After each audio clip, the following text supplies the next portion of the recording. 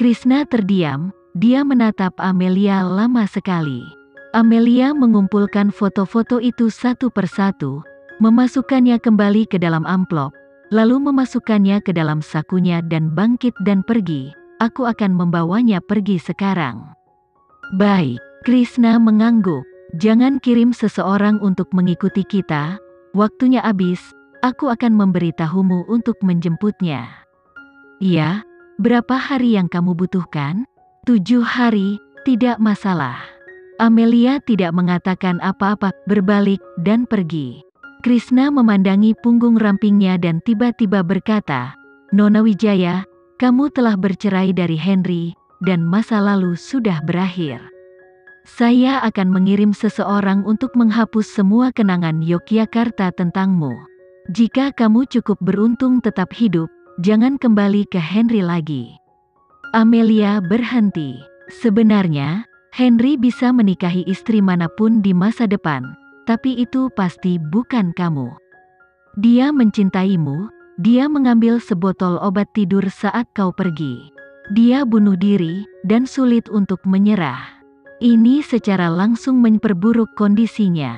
Kamu bisa dengan mudah menghancurkannya, jadi aku tidak akan pernah membiarkanmu tinggal bersamanya.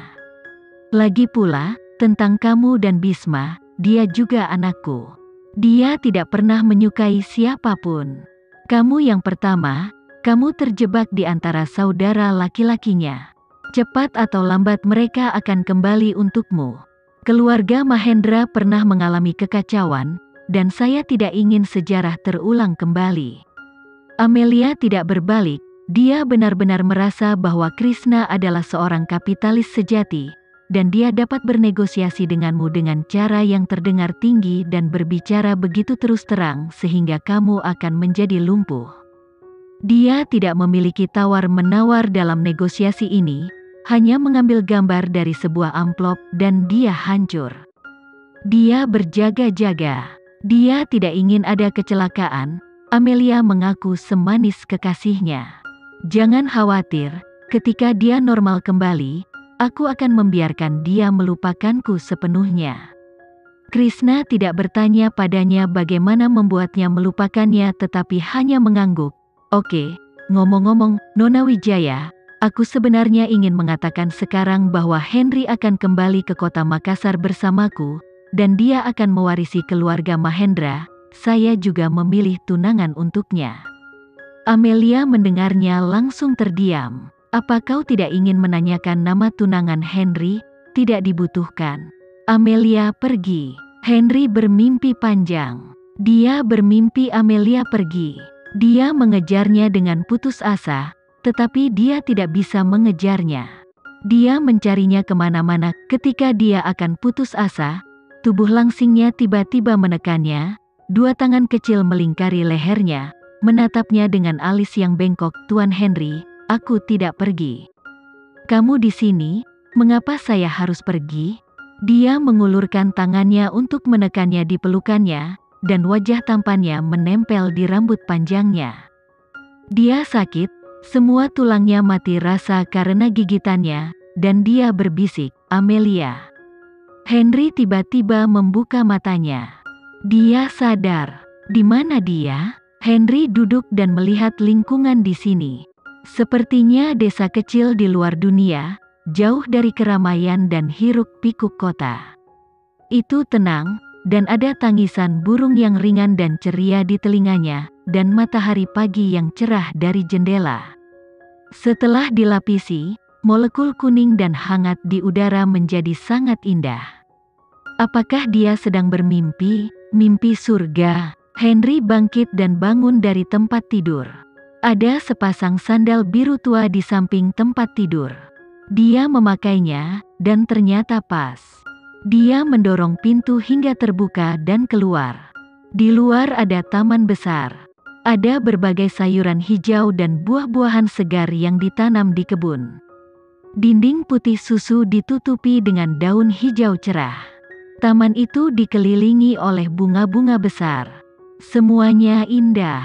Tempat apa ini? Henry melangkah maju 2 langkah dan segera berhenti karena dia melihat sosok kurus di kebun di depannya.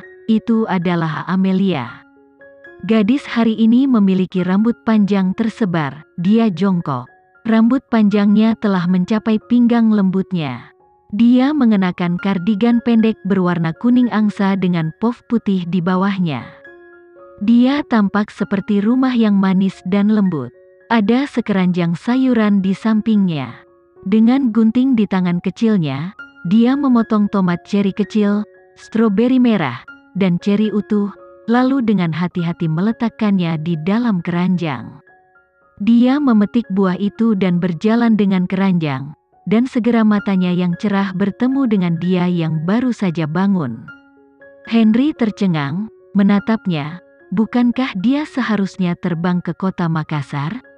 Apakah dia muncul dalam mimpinya lagi?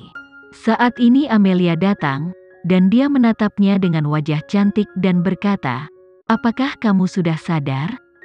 Henry menjawab, "Apakah aku sedang bermimpi?" Amelia mengira itu lucu. Dia mengulurkan tangan kecilnya dan mencubit lengannya yang kuat. "Hei, segera bangun, jangan melamun."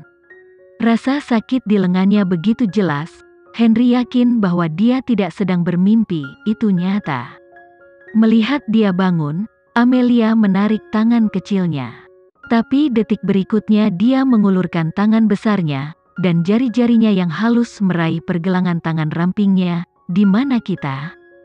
"Daerah sinilah saya dibesarkan." Henry bertanya, "Mengapa kita datang ke sini? Kamu tidak pergi ke ibu kota Makassar?" Amelia mendekatinya 2 langkah. Dia tinggi dan dia perlu menatapnya seperti itu. "Aku harus pergi ke Universitas Brawijaya. Tapi sebelum aku pergi, tiba-tiba aku teringat bahwa kamu masih berhutang sesuatu padaku. Anda harus mengembalikannya kepada saya." "Apa?" Mata halus Amelia penuh dengan bintang, dan dia tersenyum ketika menatapnya. "Perjalanan bulan madu, kamu tidak mengajakku berbulan madu setelah kita menikah. Tuan Henry, mari kita melakukan perjalanan bulan madu selama 5 hari.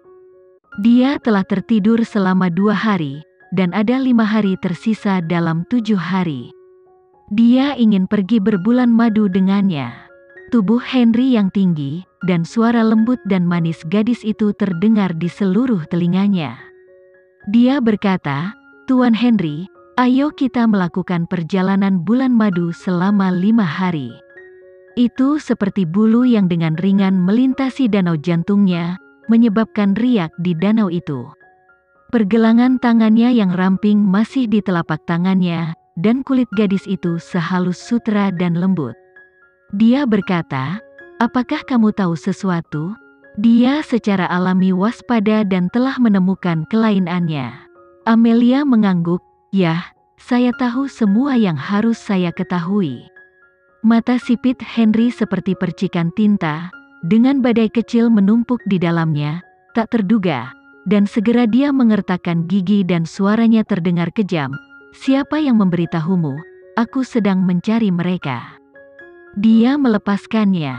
"Henry," Amelia memanggilnya dari belakang, "pergi, kamu tidak akan pernah melihatku lagi setelah kamu pergi." Henry berhenti, lalu berbalik lagi. Dia melihat mata merah gadis itu, dan matanya yang jernih, seperti akan menangis. Henry melangkah mendekat dan menariknya ke dalam pelukannya dengan lengan ramping. Wajah tampannya menempel di rambut panjangnya dan dia dengan rakus mengendus bau dari tubuhnya. Suaranya rendah dan bodoh dan tidak jelas. "Amelia, kuharap kau tidak tahu apa-apa. Saya telah menghabiskan kekuatan saya untuk mendorongmu menjauh. Kamu harus berada di kota Makassar sekarang."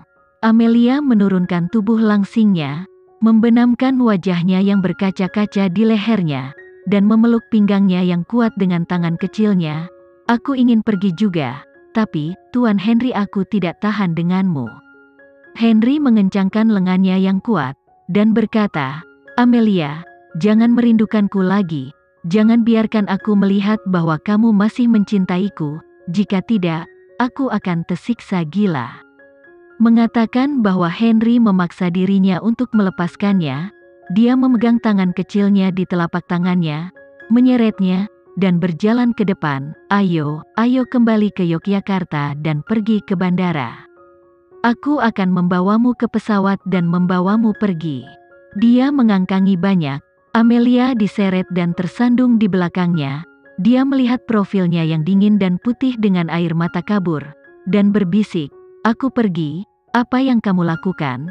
Ini berapa pil tidur yang ingin kamu minum lagi?" Henry menjawab, "Aku sudah sakit, itu tidak ada hubungannya denganmu, jangan buang waktu untukku." "Oh," Amelia mengangguk, hidung halusnya memerah, dan suaranya tercekat, "Beri aku 5 hari, hanya 5 hari, oke? Saya berjanji untuk terbang ke kota Makassar dalam 5 hari. Sejak saat itu, hidupmu akan mengikuti jalannya sendiri. Saya tidak ada hubungannya denganmu. Aku tidak akan pernah datang kepadamu lagi. Kamu tidak akan pernah melihat saya. Hanya 5 hari, Tuan Henry, untuk perjalanan bulan madu ini. Apakah kamu mau?" Petik 2.